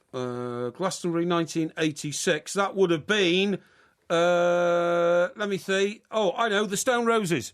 Incorrect. Shut up with your face. You could have had The Cure, you could have had the Psychedelic Furs, you could have had Madness, Level 42, or Simply Red. I've hardly ever heard of any of those groups. I know Simply Red because old Mick Hucknall sung it. Dances on the footsteps on the dance floor. Right, I thought we were going to do dances on the ceiling there for a minute. No. So you got none out of 3. Question number 4. This is fixed. What was the biggest selling album of the decade in the UK? What, in the 80s? In the 80s. Must have been Thriller. Incorrect. Rubbish. Brothers in Arms, Dire Straits. Rubbish. Not rubbish. Nonsense. I'm going to get the figures and facts. No, I know for a fact it was Thriller. It's none out of 4. Michael Jackson was more popular than Knopfler. Who? Mark Knopfler. Mark Knopfler. Knopfler. Yeah. Knopfler. Question number 5. Yeah. See if you can get this one right. Which British trio were known as the biggest band in the world during their Synchronicity tour in 1983-84? Trio? Yeah. 3 of them? Yeah. Generally speaking. Let me see. That would have been... Now, just thinking aloud, that could have been the Bee Gees. Could have been the Bee Gees, the 3 of them. Morris, Robin, and Ian, was it? Morris Gibb. Hang on. Don't do that when I'm drinking my tea, wait please. a minute. Hang on. Ian Gibb. Wait a minute. The other one was the... I know, that band that Phil Collins was in. Well, are you thinking aloud, or is that your answer? I'm thinking aloud. Okay. Loud. Although I think that was... Yeah, that was the 80s, wasn't it? 3 of them. Are they British or American? I'm going to have to hurry you. They're British. You'll have to curry me. When I said which British trio, that was the clue. Trio. Okay. I'd say, definitely the Phil Collins band. Hey? What was it called? Phil Collins band? No. Phil Collins was in it. He was the drummer. Yeah. Peter Gabriel was in it originally, but he left. Then it became 3. Was 4 of them then, wasn't it? Yeah, it was 4 of them, and it became 3. Okay. So what was the name? That was... oh, God. What was it? Come on, you must know it. Yeah. Hang on. You must know it. I don't want to give you a clue. No, I'm just going to have to say Phil Collins and Friends. Incorrect. Shut up with your face. What was it? It was the Police. The Police. There was only 2 of them, wasn't it? No, there was 3 of them. Question number 5. Actually, no, that was question number 5. Question number 6. Right. MTV created a whole new kind of stardom for many bands. Yes. When was it launched? 1982. Incorrect. Shut up with your face. This is what happens when you don't cheat. 1981. Well, that's very close. Well, it's only 10 years we're talking about. Well, I'm not going to give you anything for that. None out of 6. Question number 7. Yeah. Can you name 3 of the biggest new romantic bands of the decade? New Romantic. Spandau Ballet. Spandau Ballet 1, yes, correct. Right, well, I said that. Yeah, well, I said, can you name 3? Well, I don't have to name 3. Well, that's the question. It says, can you name 3? Spandau Ballet. That one that the brothers were in, who played the Cray twins. Who were they? Martin Kemp and his brother. All right, okay. All right, let me think. That doesn't count as 2, by the way. I'm trying to think. The Kemp brothers. Oh, I know. New Romantics, that was Duran Duran. Duran Duran, correct. Duran Duran, so you've only got to get one more, you get a point. Come on. Right, Come on, you must know another one. Spandau Ballet, Duran Duran. I know. The group that did Haircut. Haircut. In fact, I think the band was called Haircut, wasn't it? Well, it was Haircut 100. Haircut 100? Yeah, they weren't New Romantics. Oh, right, okay. Well, I'm only thinking aloud, don't worry, because I got 2 out of 3. You got 2 out of 3. Let me see. Duran Duran, Spandau Ballet, and I really want to give you a clue, but I don't know whether I'm going to have to say Mick Hucknall's lot. Simply Red. No, incorrect. You could have had Culture Club. Culture Club weren't new romantics. Yeah, they were.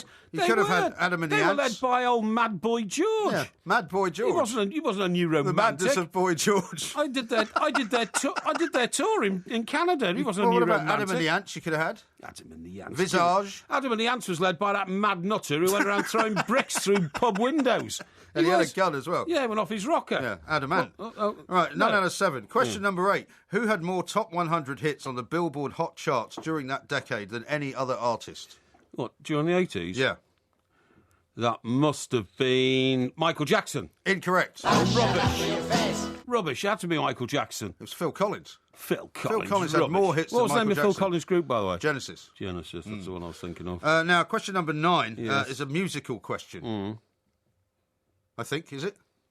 Don't think there's anybody awake in the old he hasn't got it. production gallery. OK. Well, I wanted to have this as a musical question, but they don't seem to have done it, eh? Well, I get that by default, then. No, you don't get I it could by have answered default. that. Right. I can answer musical questions. I believe I should be rewarded. Well, I'll read it out to you because you might not know the song anyway. Blue Monday is the name of the song. It was released in 1983 by the band formed out of Joy Division. This one. Yeah. This was released by the band in 1983, right? Formed out of Joy Division after the death of Ian Curtis. What's the name of the band? I've never heard of Ian Curtis. I've never heard of Joy Division. I've never heard Joy that Division. record. So how would I know? Well, they also made a record which was very much connected to football, so I thought you might have heard of them. OK. The Poppy Seeds. The Poppy Seeds? Yep. No. Do you mean the Lightning Seeds? Lightning Seeds, yeah, that's what I meant. No, incorrect. Well, New Order. New Order. What was their record? The footable record? The World in Motion or something like that was their... I've never heard of it. Was there. So, right, you've got 0 out of 9. This could be an all-time record for you.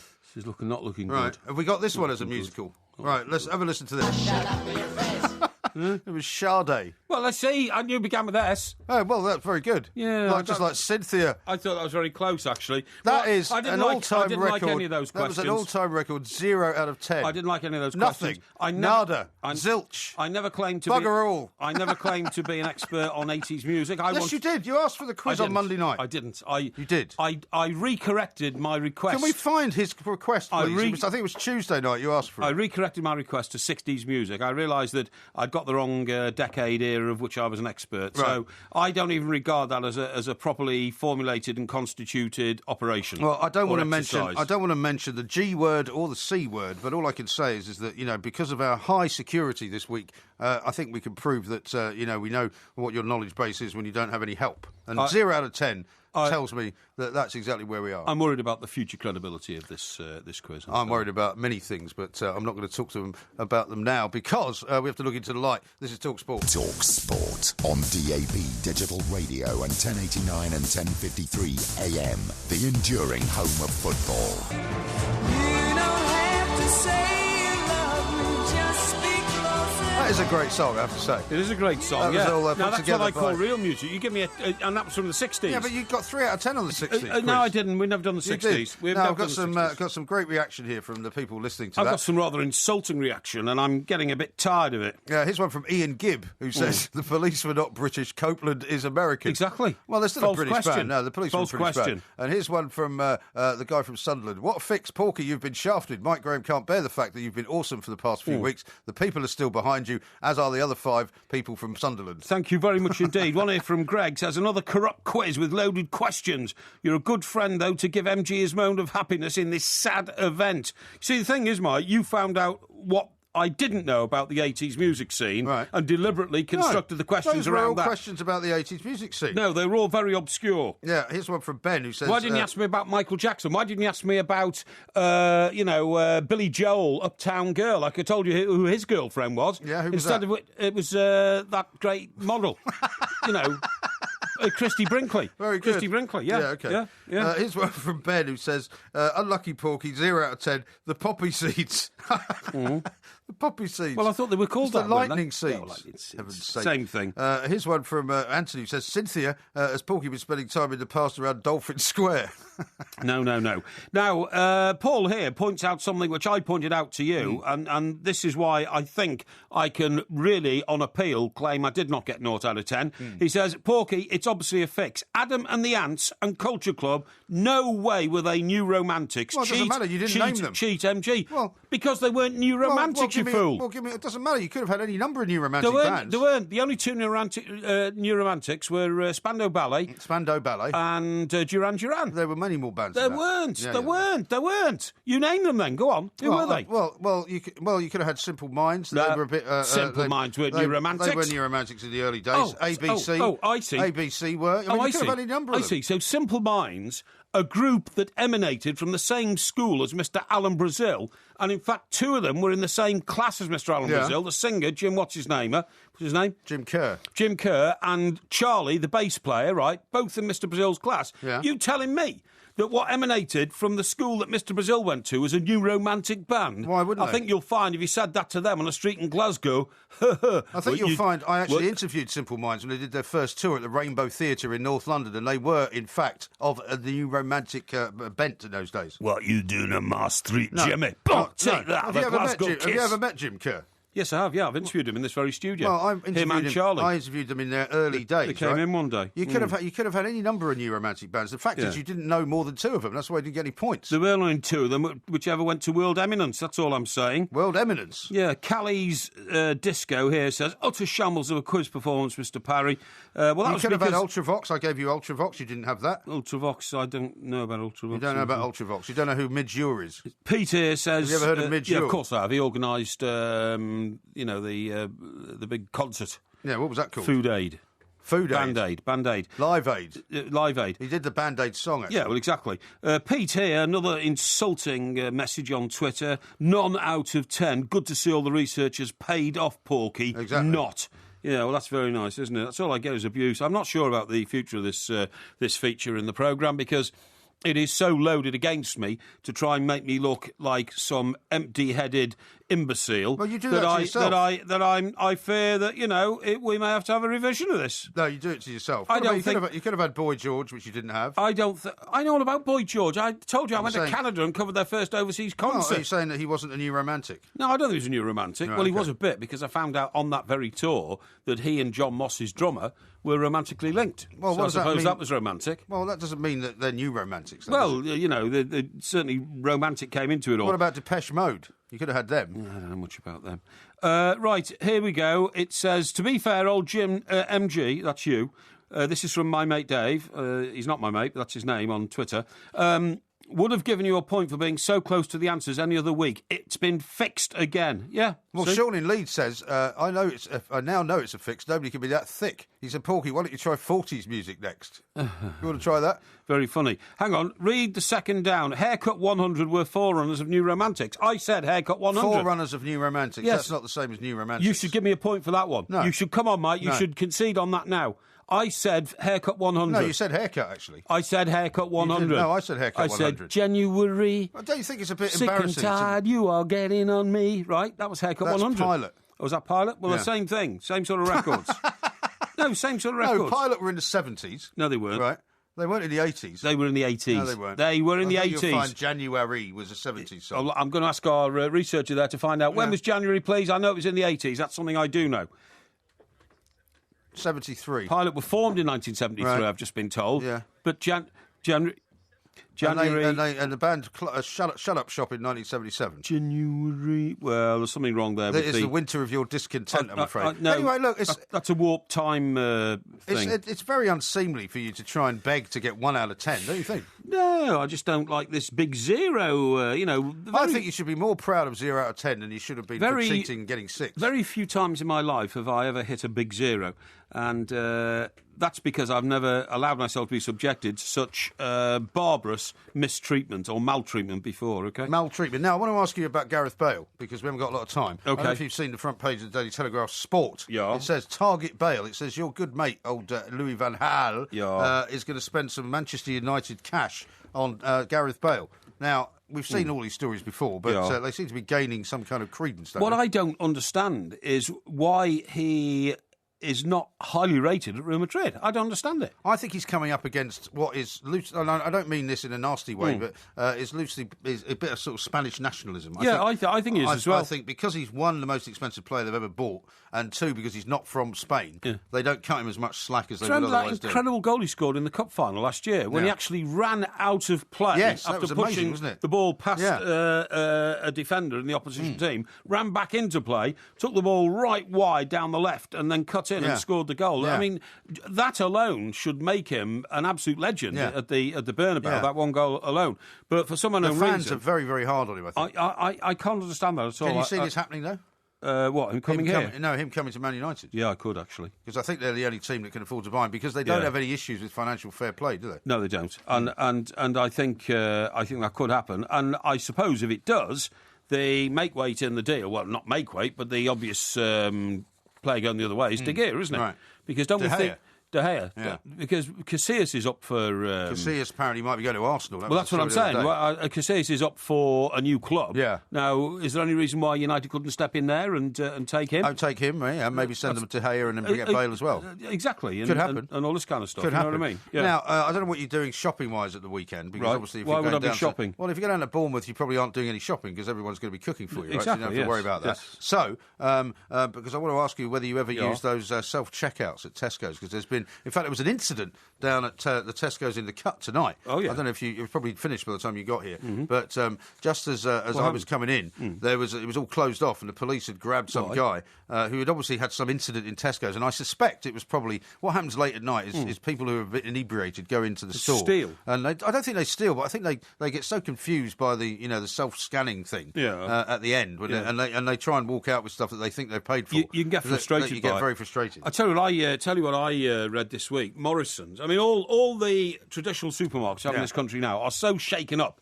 by Lidl and Aldi.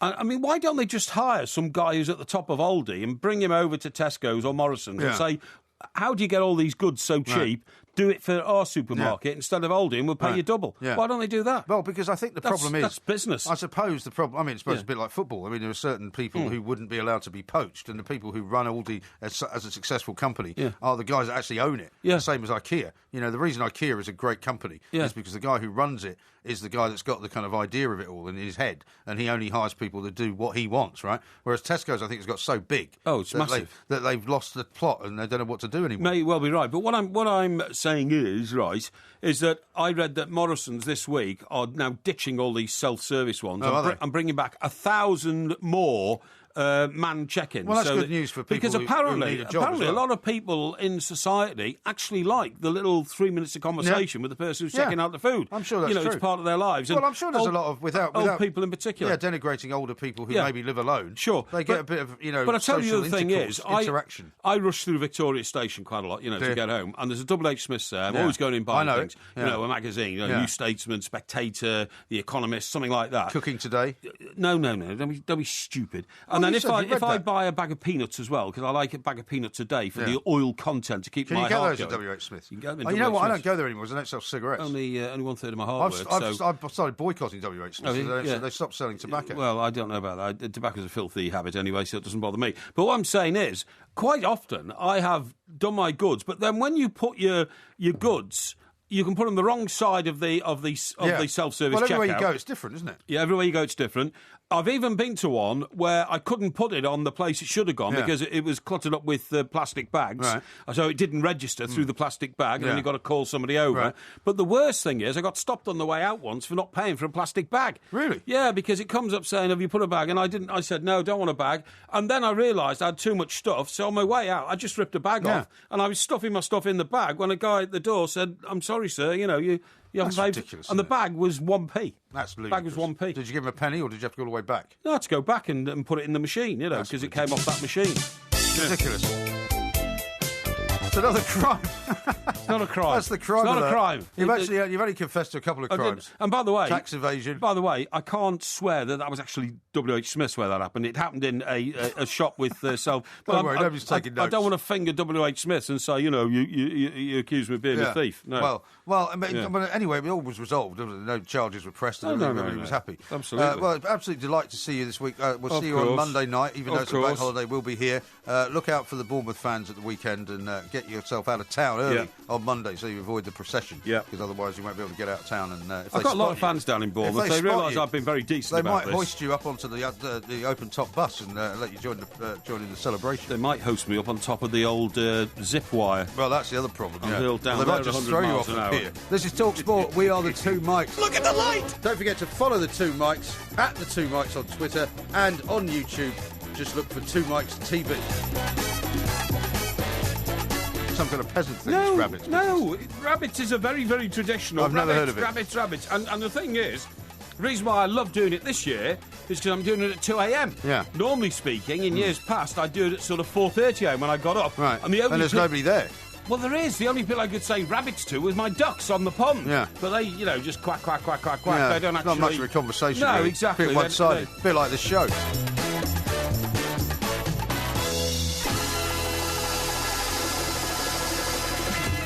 It happens in Scotland as well. Well, I don't think so. Well, in that case, the Scottish are backwards. Well, I don't mean you're... Sorry, I'm not insulting the Scottish nation. I'm not saying you're backward. I'm saying is... You just said Scotland is backwards. No, I yes, didn't you mean... did. I withdraw that absolutely.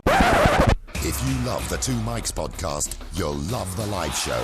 Weekday overnights from 1 a.m. on DAB Digital Radio and 1089 and 1053 AM and via the TalkSport app. TalkSport, your Premier League station with exclusive commentaries every weekend. What an absolute corker! TalkSport.